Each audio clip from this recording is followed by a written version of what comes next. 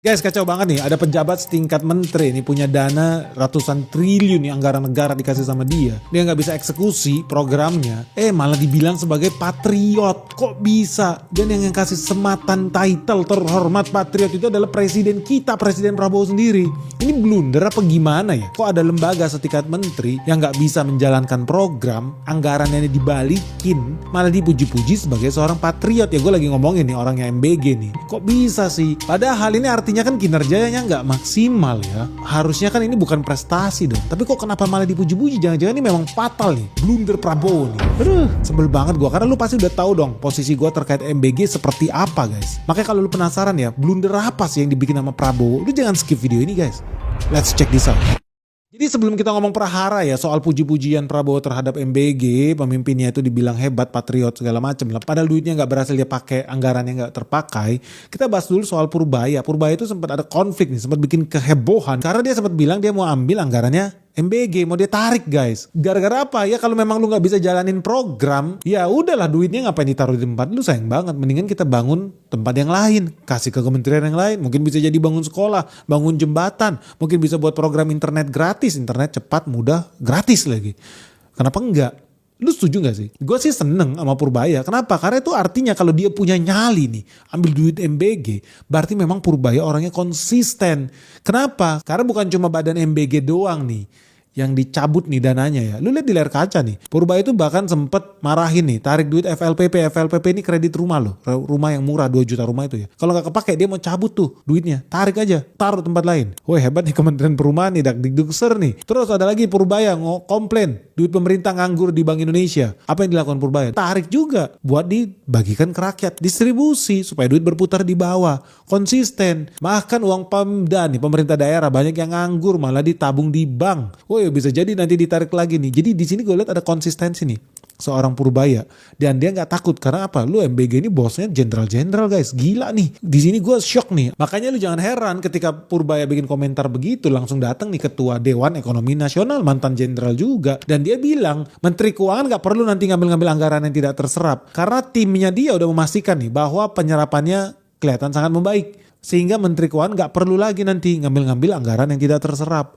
Itu pernyataannya. Gila, cepet banget nih langsung diserbu nih Menteri Keuangan kita.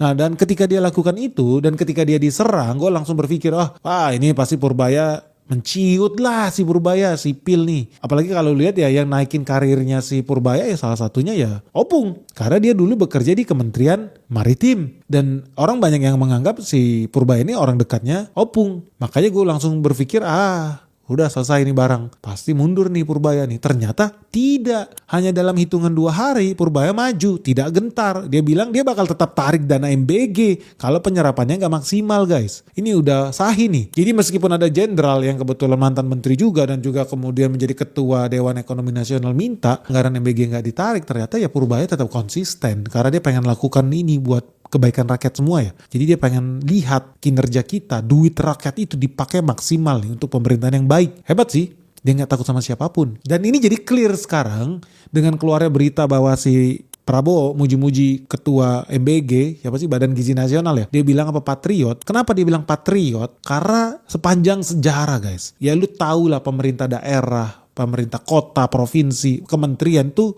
ketika masuk akhir tahun apa yang terjadi? Anggaran dihabiskan. Bikin meeting-meeting gak berguna, seminar, workshop, apalah segala macam buat bakar duit aja biar kelihatannya serapan anggarannya bagus.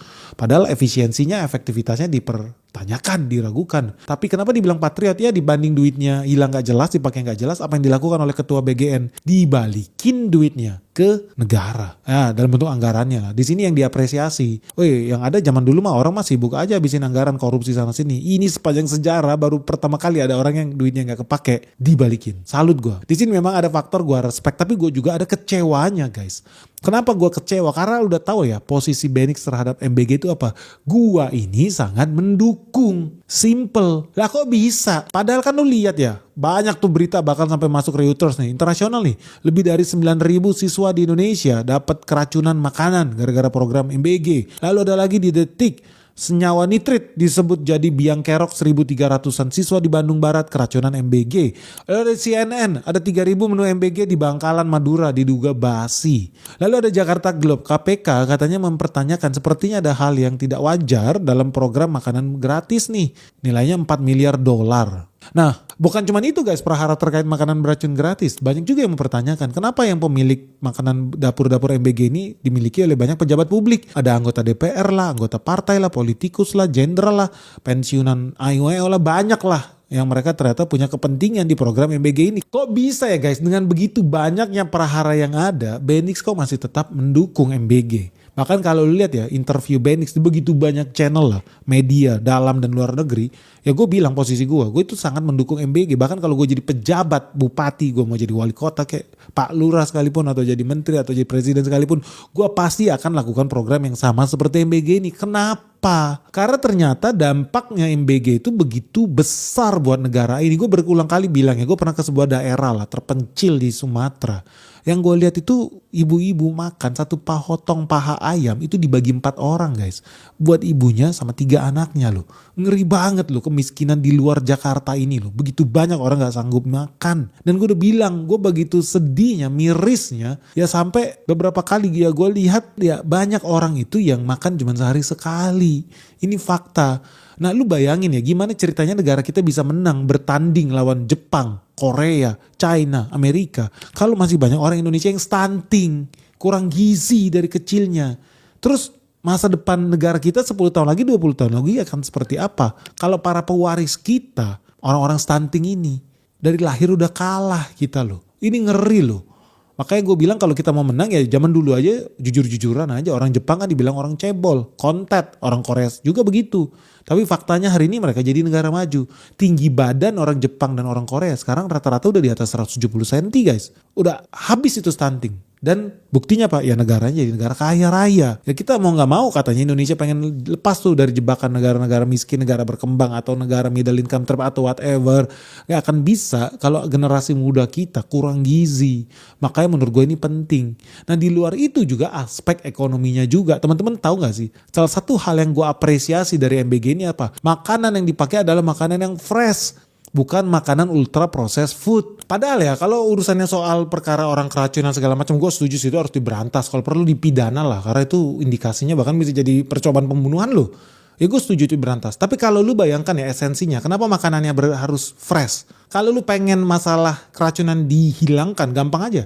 Bikin aja makanannya makanan processed food, tepung-tepungan dikeringkan. Bahkan makanan bayi aja sekarang banyak lu bisa beli tuh di toko-toko April, Maret dan sebagainya macam. Buat apa? Supaya pasti aman karena pakai pengawet. Dikeringkan bubur, kering, tinggal dikasih air hangat. Bergizi, iya. Tidak basi, iya. Orang bisa tahan sampai 2 tahun, cuman apa itu yang lu mau bikin buat anak-anak bangsa kita? Kan enggak. Tapi ternyata ada esensi penting loh. Kenapa makanan ini harus fresh guys? Ini penting, lu harus segera sebarin video ini. Kenapa? Ingat loh, ada poinnya. Ketika makanan itu fresh, lu harus makan ikannya fresh. Ayamnya fresh, nasinya fresh, sayurnya fresh. Ini barang-barang yang gak mungkin lu impor. Lu bayangin MBG ada menu telur, apa bisa telurnya telur impor? Gak mungkin, gak masuk harganya. Atau ikannya impor, ayamnya impor gak bisa, pasti harus fresh. Harus beli di pasar lokal, di sana, di pulau itu. Dan ini akibatnya apa? Menghidupkan UMKM lokal. MBG tadinya kalau faktor gue sih faktor lebih ke sosial ya, masa depan bangsa supaya otak anak-anak kita tumbuh kembang baik.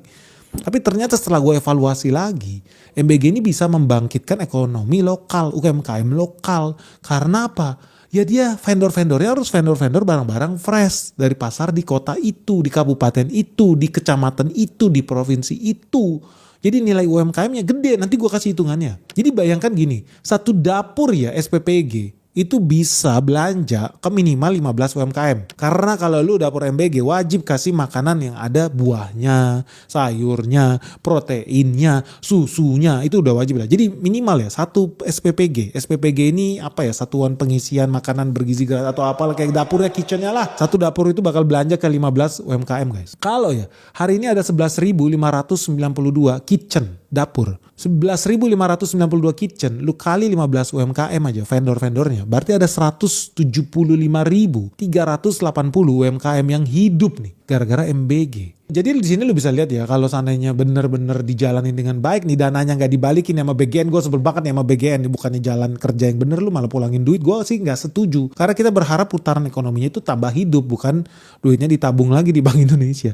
Ya anyway, lu bayangin kalau 30.000 SPPG aja, 30.000 kitchen yang hidup dikali 15 UMKM, artinya ada 450.000 UMKM yang bakal dapet limpahan ekonomi karena mereka belanja ke warung itu, ke toko sayur dia, ke toko ayam dia, ke toko nasi beras dia. Udah pasti menguntungkan buat petani, penjual pupuk, penjual makan ternak, karyawan-karyawan kandang ayam. Itu kan hidup semua tuh UMKM itu.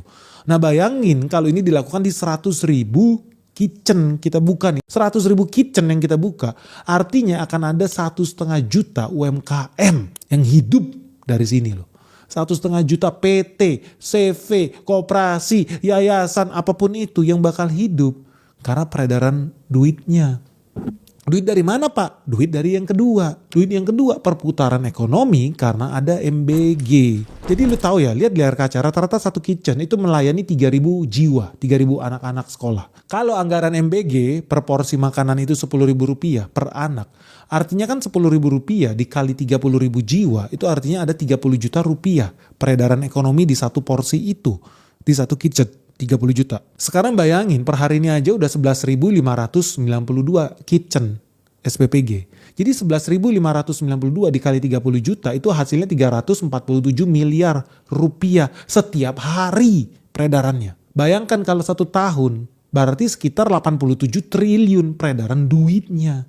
Kan gila ini. Nah kalau kita punya target yang lebih gede lagi 30.000 SPPG, 30.000 dapur dikali 30 juta per dapur, edaran hariannya itu 900 miliar guys. Lu bayangin duit berputar 900 miliar loh di ekonomi terbawah kita. Dapur-dapur kecil, pasar tradisional, UMKM, tukang masak, catering, sampai peternak ayam. Edaran duitnya 900 miliar per hari. Kalau kita setahunkan itu nilainya 226 triliun guys. Ini duit yang gede. Dan kalau lu lebih optimis lagi seperti Benis, harapan gue ya ada 100.000 SPPG di Indonesia. By the way kalau lu bingung caranya tanya gue bantuin bikin SPPG yang bagus. Yang transparan, yang akuntabel, yang gak pakai racun-racunan. Kalau ada 100.000 SPPG, 100.000 kitchen di seluruh Indonesia. Lu kali 30 juta rupiah per kitchen belanjanya. Satu kitchen itu belanja 30 juta rupiah. Dikali 100.000 kitchen, berarti ada 3 triliun nih nilai edaran per harinya duit yang beredar. Lu kali 1 tahun berarti duit peredarannya 756 triliun. Duit yang beredar, bayangin loh 756 triliun. Menurut gue ini jauh lebih bermanfaat dibandingkan misalkan lu bikin ibu kota baru di planet Neptunus gak ada yang pakai juga. Atau lu bikin bandara di planet Mars gak ada yang pakai juga, sepi. Memang terjadi pertumbuhan ekonomi iya, tapi kemanfaatannya itu gak ada. Mendingan gue lebih rela duit ratusan triliun ini dipakai. Diuntungkan apa? Petani beras, petani sayur, yang nanam pohon karena wajib ada salak atau pisang atau jeruk, buah-buahan yang ada kulitnya buat menu MBG supaya bergizi. Peternak sapi buat minum susunya. Ini betul-betul menciptakan ya nilai ekonomi yang luar biasa besar loh. Makanya menurut gue MBG memang memberikan manfaat yang luar biasa, bakal sampai ke daerah-daerah yang terpencil. Makanya gue sangat ingin melihat MBG ini sukses. Gue kecewa begitu tahu dananya dibalikin. Aduh, padahal putaran ekonominya sedemikian besar. Bisa lebih dari 200 triliun usaha-usaha, PT-PT, CV-CV, koperasi-koperasi yang bakal makin hidup, petani-petani, peternak-peternak yang bisa hidup. Dibandingkan duitnya hilang di korupsi. Gak jadi apa-apa, pejabat kita yang makin happy. Gue lebih setuju dipakai untuk MBG, dijalanin yang bener. Dan kalau lu lihat lagi bukan cuma itu, ada hal yang ketiga. Kenapa MBG ini wajib jalan? Yaitu serapan tenaga kerja. Teman-teman tahu nggak? Satu kitchen, satu dapur SPPG MBG ini itu menyerap minimal 50 tenaga kerja loh. Tukang cuci, tukang potong, tukang goreng, belum sampai delivery, belum lagi ahli gizi dan lain sebagainya lah. Jadi kalau hari ini ada 11.592 SPPG, ada 11.592 kitchen di seluruh Indonesia, dikali 50 tenaga kerja, total lapangan kerja yang udah dihasilkan 579.000 lapangan kerja baru. Kalau 11 ribuan, target kita 30.000 akhir tahun ini, which is mungkin gak dicapai, gue yakin gak bisa dicapai ini. Tapi kalau 30.000 tercapai dikali 50 orang per kitchen, artinya total serapan tenaga kerja ada 1,5 juta manusia guys. Lapangan kerja baru. Ini kan luar biasa dampaknya loh. Di tengah kemarin banyak orang yang bangkrut gara-gara corona, tiba-tiba ada peluang kerja baru loh dari SPPG ini. Nah lu bayangin kalau seandainya bisa 100.000 SPPG, kalau menurut gua sih MBG ini kalau bisa sampai 100.000 kitchen, itu artinya tenaga kerja yang tercipta itu 5 juta tenaga kerja baru. Ini baru dari karyawan pabriknya loh, karyawan kitchennya loh. Kita nggak bicara soal karyawan UMKM-nya, suppliernya, petaninya, peternaknya. Yang kalau di tingkat supplier aja ya, kita hitung nih di layar kaca lu lihat. Jadi lu bayangin ya kalau satu UMKM aja ya bisa menyerap 15 tenaga kerja lah. Ya petani lah, pesayur lah, peternak ayam lah, bisa menyerap 15 tenaga kerja. Dan satu kitchen membutuhkan 15 supplier. Artinya satu kitchen akan menghidupi 15 supplier dikali 15 tenaga kerja. Alias satu kitchen akan menghidupi 225 tenaga kerja lainnya dari satu kitchen. Nah bayangkan kalau hari ini ada 11.592 kitchen. Artinya ada 2,6 juta tenaga kerja yang hidup dari project MBG ini. Dibandingkan lagi-lagi ya, lu bikin jembatan, bikin jalan tol ya nggak ada yang pakai juga. Yang tambah kaya siapa ya? Udah tahu yang terima project ya Waskita lah, PP lah, Adikarya lah, BUMN yang mungkin juga duitnya nggak tahu beneran dipakai buat proyek itu apa enggak. Mendingan ini lebih real, ekonomi rakyat hidup guys. Coba dong kasih saran. Tuliskan pandangan kalian di kolom komentar di bawah ini. Jangan lupa like video Benix dan segera subscribe channel ini sekarang juga. Semoga video kita bermanfaat. Salam sehat, salam cuan, bye-bye.